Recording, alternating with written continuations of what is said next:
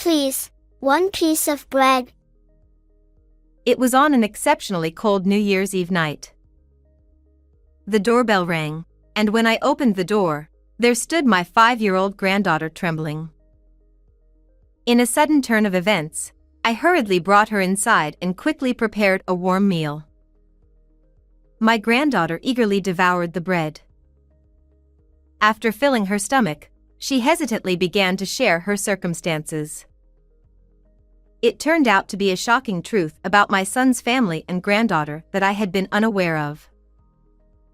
I am Shannon Watts. 3 years ago, my husband passed away, and at the age of 65, I quit my part-time job to live alone on my pension. Although my husband left me some assets, I enjoyed a modest life on my own terms. However, there was one thing that concerned me. It was about my son Nolan and his child, who had left home after getting married. Nolan and his wife Riley were living off the rental income from the apartment left by my late husband. Upon inheriting the assets, the two quit their jobs. Especially Nolan, who had always disliked working, started living a carefree life with the rental income, not worrying about money. Since then, their attitude towards my adorable first grandchild, Heather, also bothered me. Before Heather was born, my son and his wife strongly desired a boy. I'd prefer a boy if we're going to raise one. I feel the same. I'm sure our wish will come true. Having such conversations, they didn't ask about the baby's gender before childbirth. However, when they found out it was a girl, they were clearly disappointed. After Heather's birth, every time I visited my son's house, I felt something was amiss. Grandma, let's play. Sure. What would you like to do? Drawing.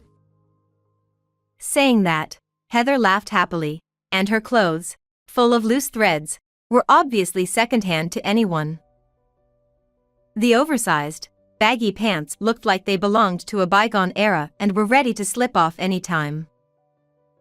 Hey, Nolan, Riley, wouldn't it be better if Heather had slightly smaller clothes?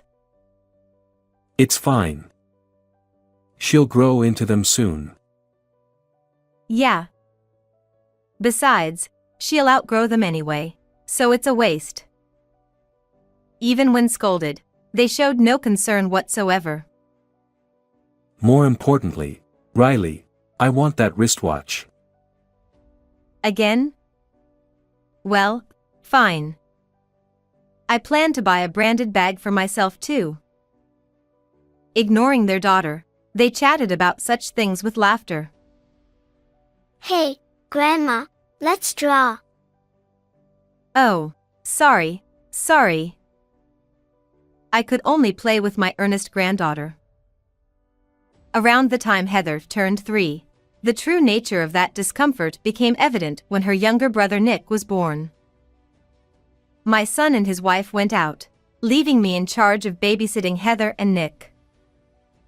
When they returned, they ignored Heather, who welcomed them with welcome home, and handed a plethora of toys to Nick.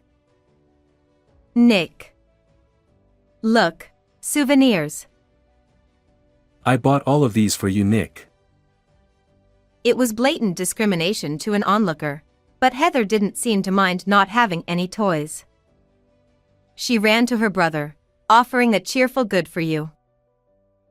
However, at that moment, Nolan furrowed his brows, forcibly separated the two, and, without giving me a chance to object, spoke while pushing Heather towards me. Mom, we're going out as a family next time, so buy new clothes for Nick. Then, I'll buy some for Heather too. No, for Heather. New clothes would be a waste, and if you give us cash, that's enough.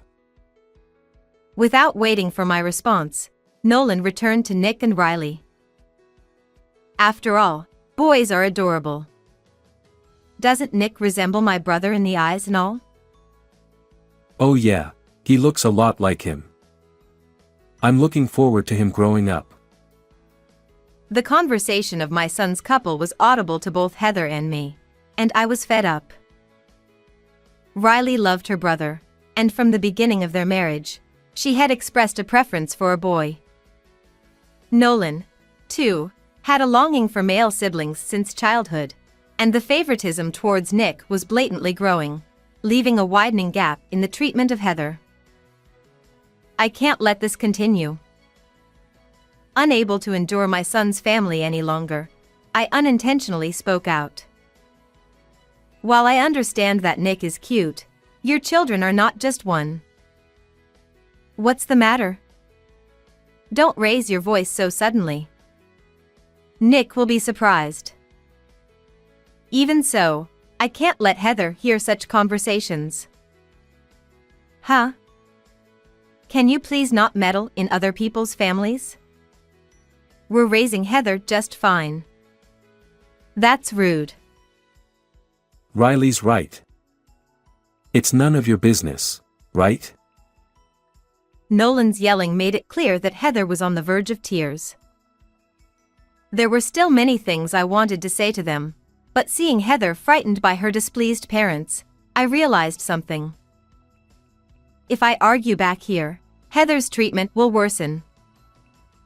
In that case, I decided to make sure Heather could find solace at least when I visited. However, contrary to my feelings, the chances of meeting my son's family gradually decreased. I wonder if Heather and Nick are doing well. I felt lonely not being able to see my growing grandchildren day by day. And time passed until, before I knew it, it was New Year's Eve. That winter was particularly cold, and while preparing dinner early and watching TV with concern about whether my grandchildren caught a cold, the doorbell rang around 8 p.m., and I tilted my head in wonder. Since there were no plans for visitors that night, I opened the front door with curiosity, and there stood Heather with a face that seemed about to cry, trembling. What happened at this hour? Please, one piece of bread. Emaciated, with a pale complexion, Heather begged for bread in a small voice, and I was speechless. Even looking around, there was no sign of my son's family. Did she come to my house alone? Surprised, I supported her chilled body and invited her into the house. In the living room, Heather was seated, and I quickly prepared a warm meal. As Heather enthusiastically devoured the bread in front of her, tears welled up in her eyes. When Heather, now full, calmed down, I gently inquired, "Heather, where are Mom and Dad?" They've been on a trip with Nick since 3 days ago. What? You haven't eaten anything during that time? I had some snacks, but they ran out quickly, and I haven't had anything to eat for the past 2 days. Heather's feeble response ignited intense anger towards my son and his wife. Do you know why they didn't take you with them? Dad and Mom said it's because I'm a girl. Leaving you behind for such a reason. I clenched my fist, feeling that this was going too far. I was hungry and couldn't bear it. I'm sorry. There's no need for you to apologize, Heather. Seeing my granddaughter apologetic and with a trembling voice, I felt a tightening sensation in my chest. Moreover, this wasn't the first time such a thing had happened. They told me not to tell anyone about it, Heather also revealed. But I couldn't take the loneliness anymore. Heather must have endured it for a very long time. I don't want to anymore. I want to be with Grandma. Trying to figure out how Heather could be happy, I embraced her small body, along with the SOS signal she sent. 3 days later, my son and his wife, returning from their trip, came to offer New Year's greetings with Nick. Mom, give me some money. Right after entering the house, my son made such a request. Nick, come on, greet her. Prompted by Riley, Nick, bowing slightly, received the prepared present. Then, holding another gift bag, I intentionally looked around as if searching. Oh. Isn't Heather with you? With a single sentence, the atmosphere froze, and next to Riley, whose complexion turned pale, Nolan twisted his expression.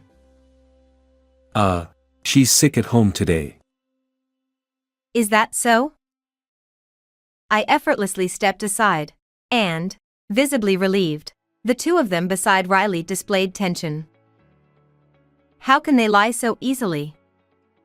Since New Year's Eve, Heather has been at my house, so I had her hide before my son's family arrived. To corner my son and his wife, who were unaware of this, I needed more evidence. I began my move to punish while living with Heather. First, because I couldn't give Heather the present, I went to my son's house again on a different day. Mom. What's wrong, all of a sudden? I came to give Heather a present. WL, Heather is out playing right now. Then I'll meet Nick and leave. Is it okay if I come in? Ignoring the uneasy son and his wife, I entered the house, gave Nick the snacks I had brought, and left after a while. And then, 2 days later, I called my son, saying, I have something to discuss about real estate.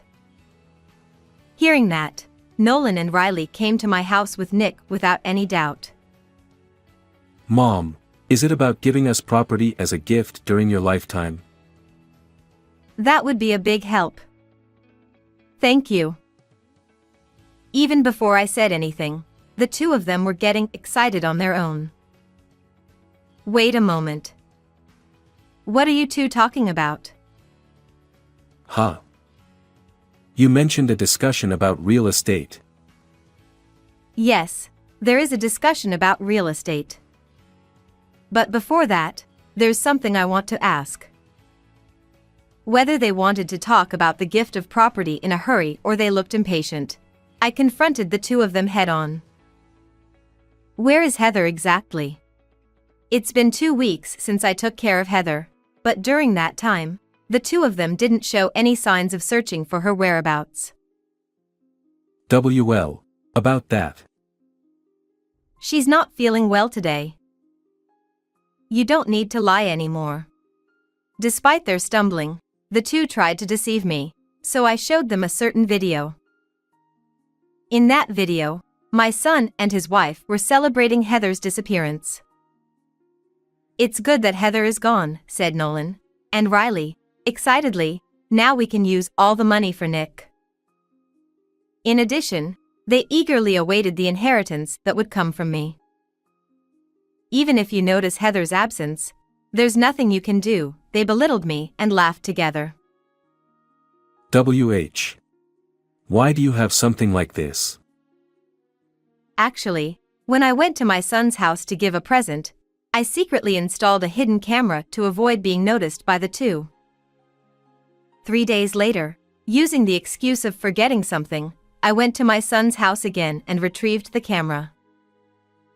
I wanted some kind of evidence, and I was surprised myself that such a conversation was recorded, but it angered me to see the two treating Heather as if she no longer existed.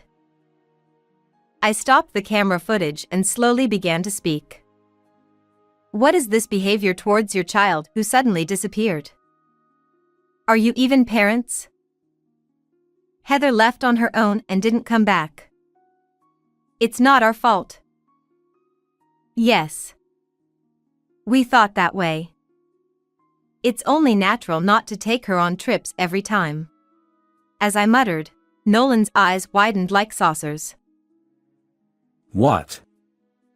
How do you know about that?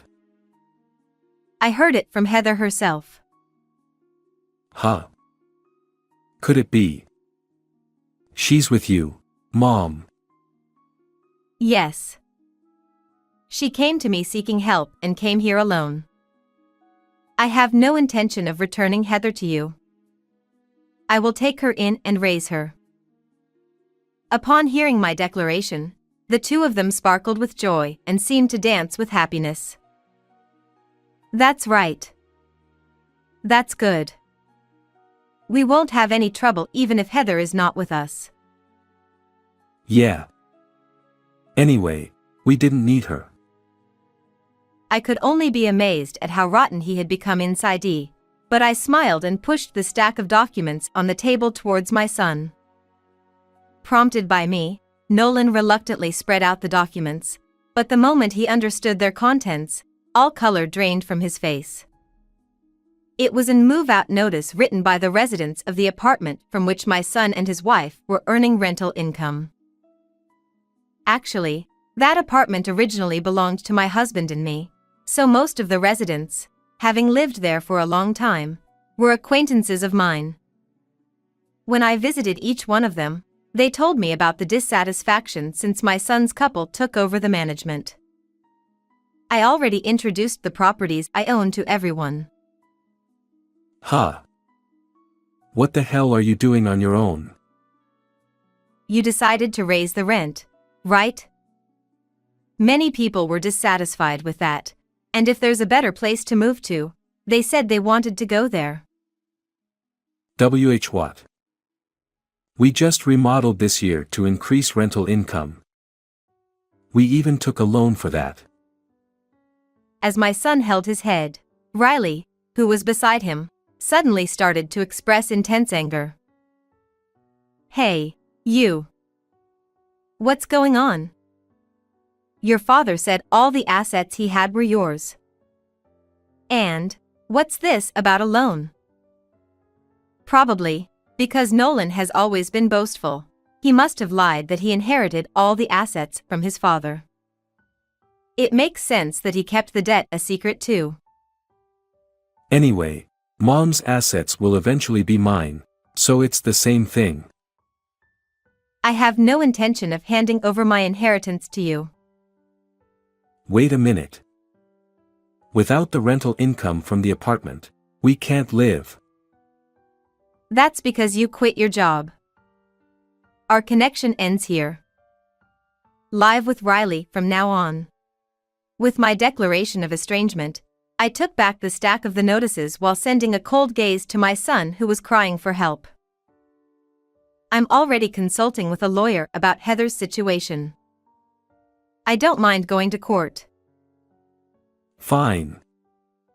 I'll give Heather to you, Mom, so give me money in return. That's right. Just provide an amount that won't make us struggle for a while, and we'll give you that child. What nonsense are you talking about? And, you two are not in a position to pay. Be prepared, as I will claim compensation for what you've done to Heather. With a firm statement, I kicked my son and his wife out of the house. Returning to the room, my hidden granddaughter peeked her face. It's okay now, let's continue living together. Heather. Grandma. Thank you. I hugged Heather, who came to me happily, with strong arms. Afterwards, my son and his wife spent their days dealing with the $20,000 compensation I demanded and repaying the debt from the apartment's renovation. With the sudden decrease in residents, the two, almost without any rental income, struggled to make ends meet, each doing harsh day labor to earn a living. On the other hand, I'm enjoying a new life with my granddaughter. I had secured an agreement with Nolan and Riley to regularly let Heather and Nick meet, so they play together happily 3 times a month. The once reserved Heather is now a lively and cheerful girl. My greatest joy is to watch her as she walks through life. How was this story? Please subscribe to the channel. See you in the next video.